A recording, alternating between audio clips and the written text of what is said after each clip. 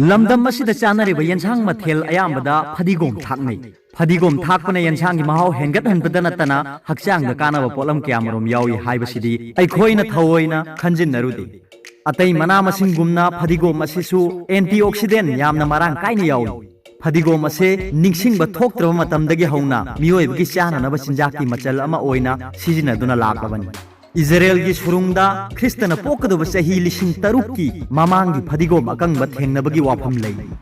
अखोय हौजिक फदिगोमगी कानबसिंग खंगमिन्नरसि।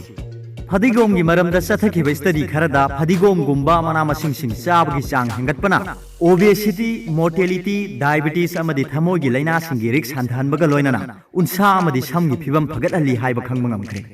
American journal of clinical nutrition दा फोंखिब study की रिपोर्ट अमना सा थोंगबदा फदिगोम न सिंगबा स्पाइसेस सिंग थाकपना थोंगलिबा सा अदुदा हेटेरोसाइक्लिक एमाइन हाइबदी ICA हाइना खंगनबसे फोम तौगदबदगी थिंगी।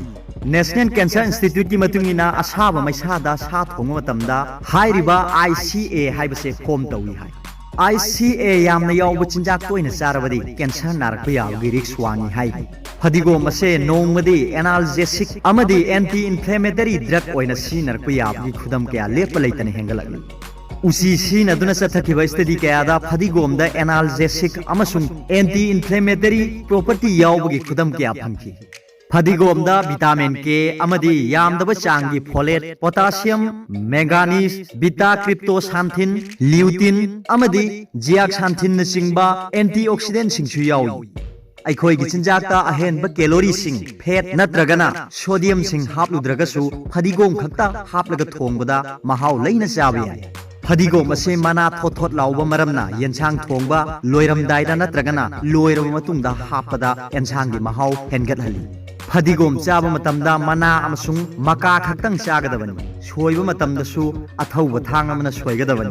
थौदबा थांग सोइरबदी फदिगोम अदो मफोल ताखिदुना महाव मांखिबा याय। फदिगोम असे कंहलगा चारबसु याय। UCLA स्कूल ऑफ मेडिसिन दा चथखिबा स्टडी अमदा फदिगोम, चनम, सिंगन सिंगबा यावना मना मसिंग खरदी कंहलिंगै मनुंगदा मखोइगी एंटीऑक्सीडेंट कैपेसिटी हेंगलई हाइबा खंखरे। फदिगोमना कोलेस्टेरॉल लेवल दसु कानाबा दुकी मतिक पीरी। एनवायरनमेंट एंड बायोलॉजी जर्नल की मतुंगिना फदिगोम दा यावबा linoleic acid, oleic acid, palmitic acid, stearic acid अमदी एस्कॉर्बिक एसिड हाइबदी विटामिन C न सिंगबा एसिड सिंग असे ईदी यावबा कोलेस्टेरॉल की चांग हंथनबदा यामना मतेंग पांगी हाइ। डायरिया की अनाबदसु फदिगोम की चावना कानाबा लैरी। फदिगोम दा यावबा इसेंशियल ऑयल दा बोर्नियोल अमदी लिनालुन न सिंगबा कंपोनेंट सिंग याव। मसीना चाबा तुंबदा मतेंग पांगी, लीवर की मथौ निंगथीना तौबदा मतेंग पांगी अमदी पुक नुंगाइतबा फहली। इथेनोबोटानिकल लिपलेट ता फोंखिबा स्टडी की रिपोर्ट अमदा फदिगोम दा यावबा cineole, borneol, limonene, alpha pinene अमदी बेटा फेलांड्रिन न सिंगबा कंपोनेंट सिंग असिदा एंटीबैक्टीरियल प्रॉपर्टी यावबा मरमना माइक्रोबायल अमदी फंगल एक्शन न थोअलिबा डायरिया से फहनबदा मतेंग पांगी हाइ। फदिगोम असे ओनिंगबा, ओबा अमदी चखाव नुंगाइतबदा सिनबा काने। मसिगे मथक्ता तगत तगत तेकबा फदिगोम मना असे यामना फबा एपेटाइजर नि। मसिदसु नत्तना फदिगोम की कानबा कया अमसु लई। अरोइबदा वीडियो सिबु येंबिरिबु खुदिंगमक्कु थागतचरी।